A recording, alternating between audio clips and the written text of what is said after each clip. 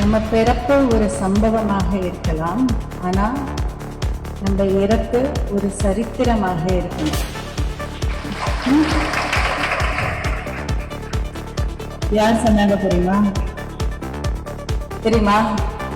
அப்துல் கலாம் சொன்னா கேட்டிருக்கீங்களா? அவர் சொல்லி அதை கேட்டிருக்கீங்களா?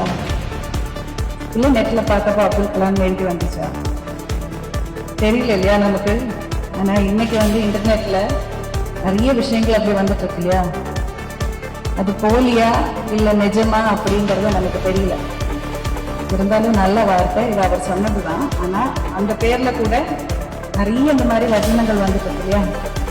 ஐயா அப்துல் கலாம் அவர்களோட பேர்ல, புத்தாவோட பேர்ல, ரூமியோட பேர்ல வர நிறைய வசனங்கள் வந்துட்டே இருக்கு. அதே மாதிரிதான் இன்னைக்கு வைத்தியம் அப்படிங்கிறது.